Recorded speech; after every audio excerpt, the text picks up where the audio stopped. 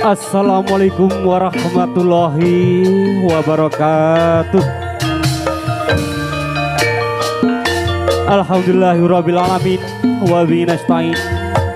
wa ala alihi washabihi ajma'in amma ba'du. Ingkang kula hormati dumateng Bapak Kepala Desa, ingkang kula hormati dumateng Bapak Dukuh, Bapak RT, Bapak RW, lan kula hormati dumateng sedaya lapisan masyarakat uga panitia wonten ing papan punika. Saderepun kesenian diwiti kula ajak sareng-sareng ngucapkan ras dalah puji syukur kita dumateng Allah Subhanahu wa taala ingkang sampun paring pitutur kerahmatan, kenikmatan sarta inayahipun sehingga kula lan panjenengan sedaya ing dalu punika saged makepal manunggal ing papan punika kanthi sareng-sareng mirsani kesenian hiburan mutelimba kanthi boten wonten alangan setunggal punapa. Allahumma amin. Boten kesupen selawat ugi salam ketat pujuk dumateng junjungan kita Nabi Agung Muhammad sallallahu alaihi wasallam ingkang panjenengan kula antusawatipun wiwit donya dumugi yaumul kiamah samangke. Allahumma amin. Kula ing mriki minangka talenga atur saking katang seni mutelimba ingkang angka sepidah nggih menika ngaturaken sugeng rawuh dumateng sedaya pamirsa sedaya ingkang dalu punika sampun kersa kraya-krayane mlakaken wedal kagem mirsani kula sakadang. Ingkang angka kalih pamatur kula sae sakadang ngaturaken ugi panuwun dumateng Bapak Bayu ingkang dalu punika kersa nimbali kula sakadang supados paring hiburan wontenipun acara tasyukuran. Syukur dumateng Allah Subhanahu wa taala ing wedal titik dalu punika ingkang sejeli asma Dimas Alvaro Kenji Putra Adrian ingkang wedal dalu punika nembe ulang tahun. Mugi-mugi kanthi rasa syukur dumateng Allah Subhanahu wa taala mugi diparingi tambah umur ingkang manfaat, ingkang barokah, ingkang migunani dumateng tangga tepalipun, dumateng tiyang kekalipun, tumrap nusa lan bangsa lan dumateng agama Islamipun. Lan bilih pamatur kula samangke wakili saya kadang seni mutelimba bilih anggene paring hiburan tetu mangke kelepatan kekirangan saking arah segenapa kemawon. Lumantar kawula nyuwun agung papuntenan batosipun. Namung mekaten ingkang saged kula aturaken bilih wonten klentah-klentahipun nyuwun agung ing pamunten.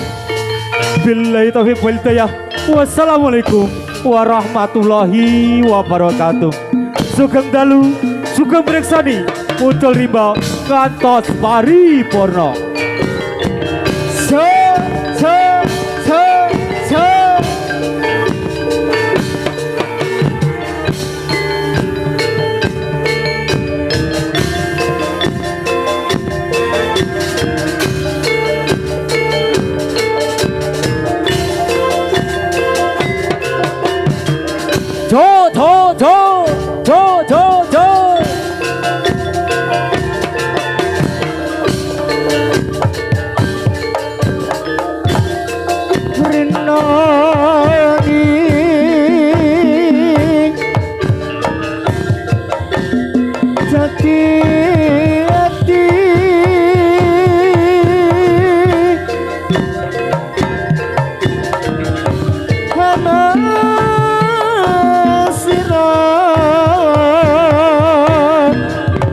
tansah hanglam lambi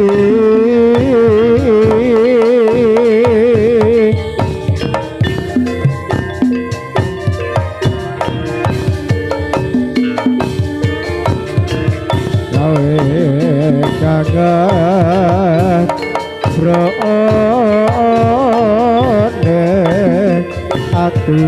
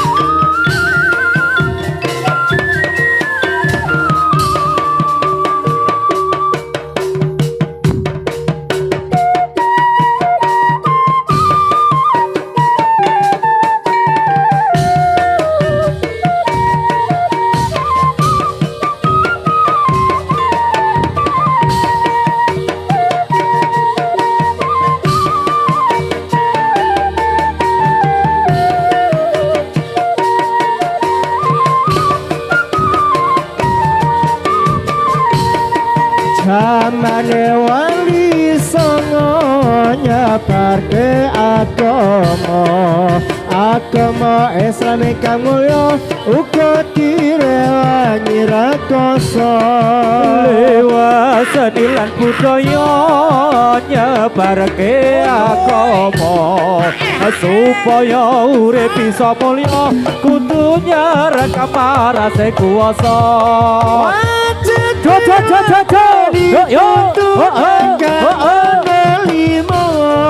Saka sholat zakat poso cilamun kuwasa wajib dilakoni tutunan kang ana 5 syahadat salat zakat poso cilamun kuwasa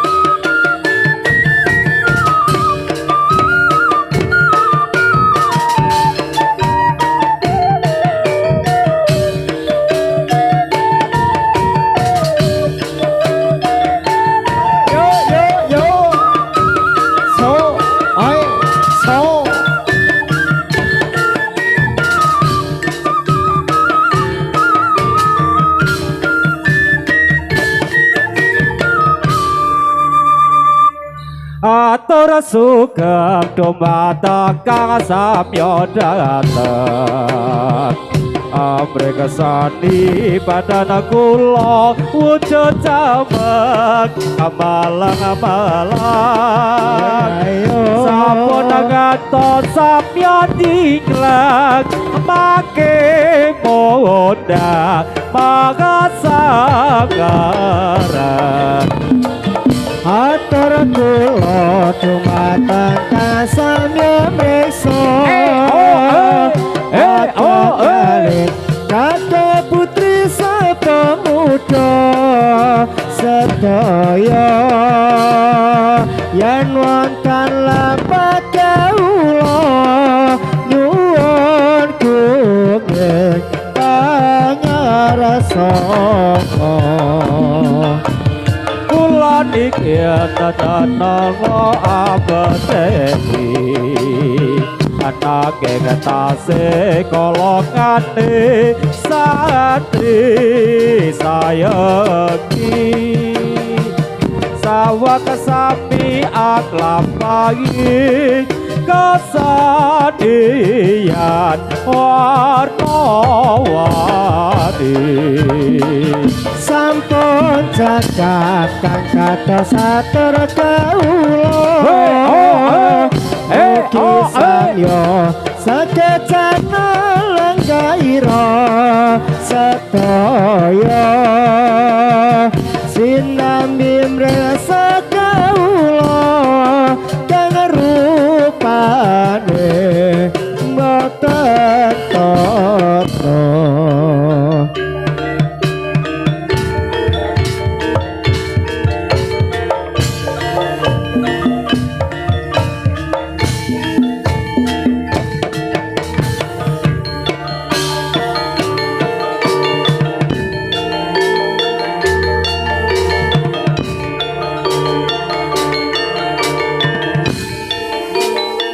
Jo jo jo jo jo jo jo jo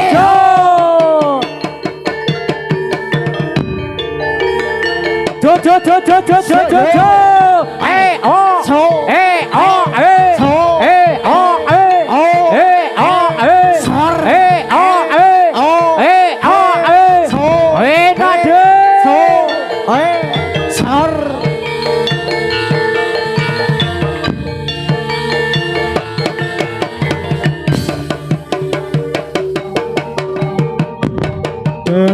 ora jantung hatiku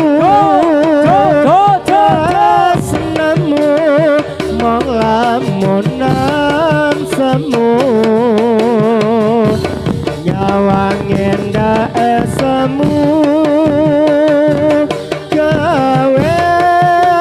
sesematiku jane sun tresno siramu nanging ati paku mangaku enggal gandeng astaku anggronjing setia tubuh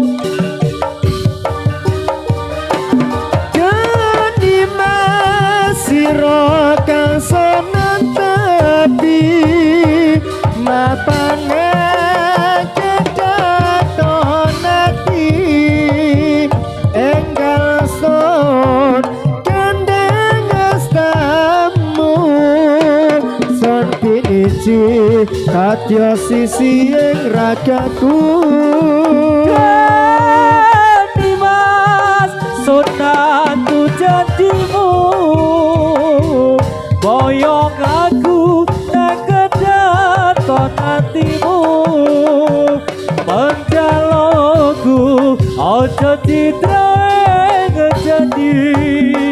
mong karo aku nganti takkan nepati jane son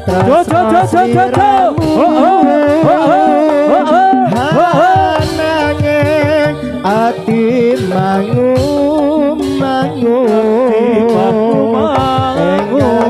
dengan astamu ngronce kesetianku betul satu janjimu nanging ati mangu enggal gandeng astaku anggronjing kasetia tubuh sikade hadani sira kasan panen kedaton ati enggal son kandeng astamu son piniji katya sisi ing ragaku Dimas sanatu janjimu boyong aku nang kedaton hatimu menjaloku ojo citra ngejadi mong karo aku nganti takkan dengan pati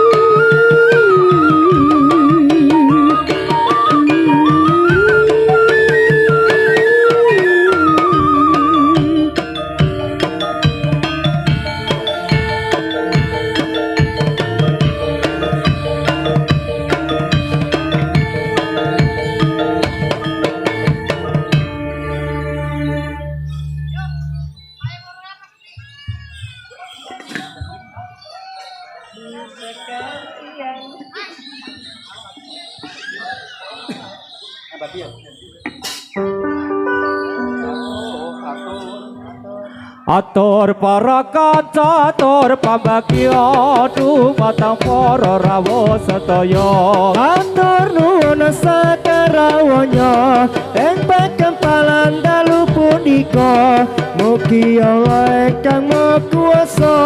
karasa paritata atur para kanca atur pambagya nyuri bapak ibu sedaya Anda bahu pikir lan tenaga sarta mantu klan jiwa raga mugi Allah ingkang maha mau kuasa karasa paring witoto Kita sesuwun dumata pangeran saged nata panangku adiban darah dawuh Gusti Pangeran ingkang kasebatan dalam Al-Qur'an Nabi Muhammad kan tetes utusan kautus dening Pangeran Atur para kanca atur pabagya dumateng para rawuh sedaya matur suwun saterawanya empang kempalan dalu punika mugi Allah ingkang maha kuwasa karasa paring nugrah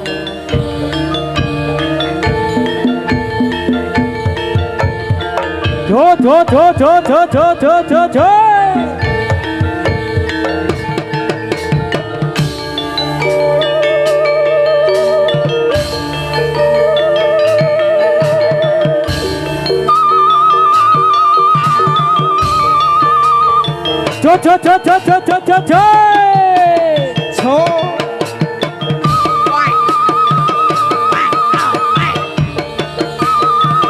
So yo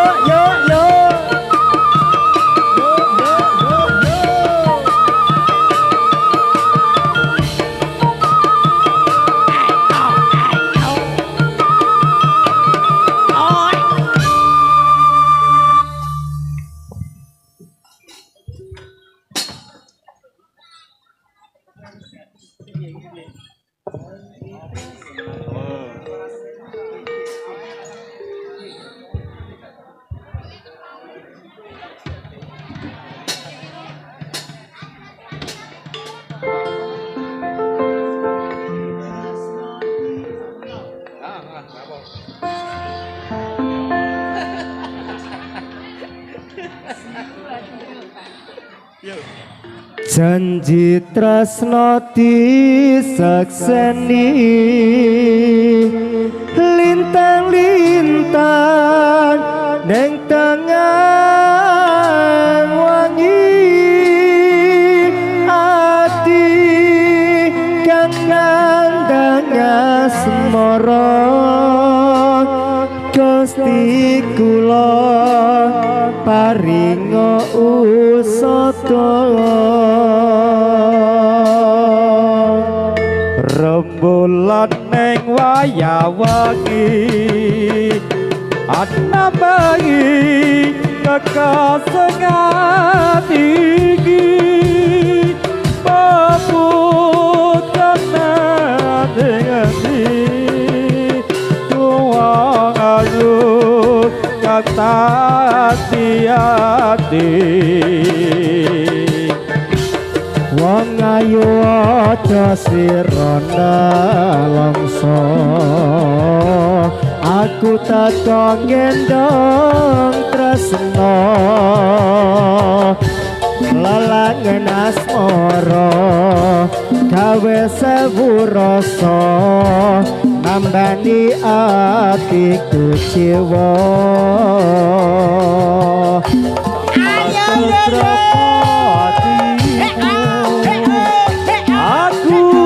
setia getani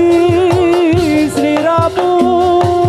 kangen kudumu tresno suci bagi orang ayu sikade tresno bintang ing tengah wangi ati kang asmara Gusti kula paringa usada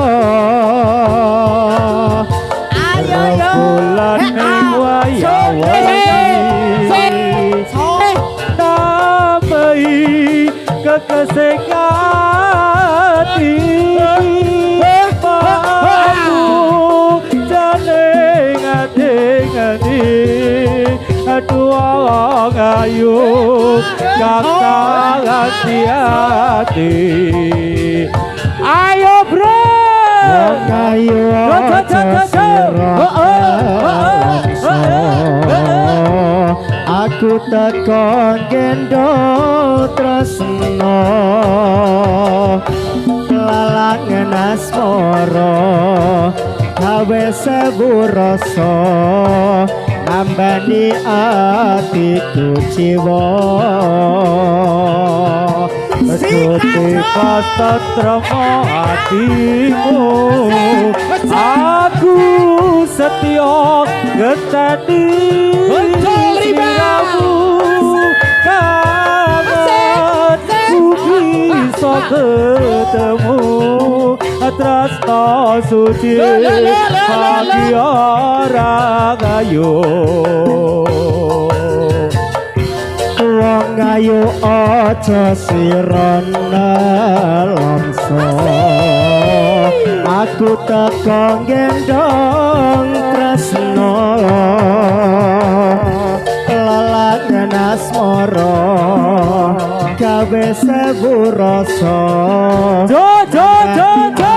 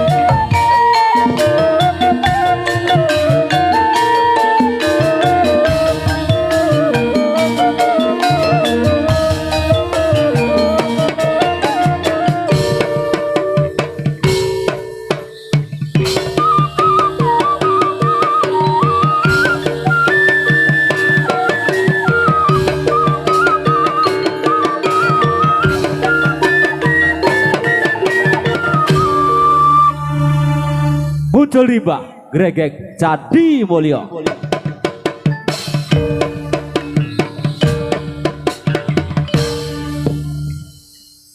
Sora-sora bergembira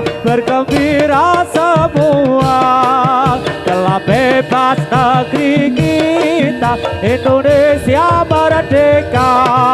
Indonesia merdeka menuju bahagia itulah milik kita untuk selama-lamanya pemuda Indonesia majulah bangkitlah maju bersama-sama membela tanah air kita maju terus maju dengan semangat tapi berkobar maju terus maju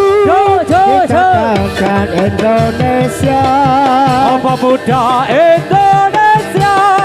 majulah bangkitlah maju bersama-sama membela tanah air kita maju terus maju dengan semangat tapi berkobar maju terus maju kita katakan Indonesia iya muncul rimba desain Pekatan pegah gandrugan saking Butuh Limba. Onggo kalih nggih menika rodat Srikadi saking Butuh Limba. Namung Cukup secara langsung live stream secara langsung tentunya baru-baru kemerdekaan dan Ciputi media Jaya